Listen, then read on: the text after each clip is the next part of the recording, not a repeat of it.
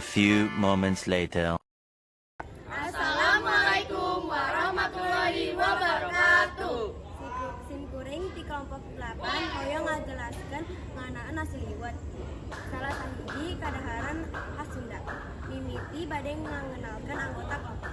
Abi Aurel, Abdi Keisha, Abdi Haikal.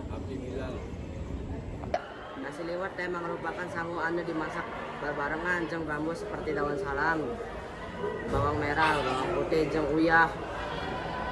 Cara masakna biasana nganggo kastol sangkan rasana leuwih gurih jeung ambuna leuwih ngeunah.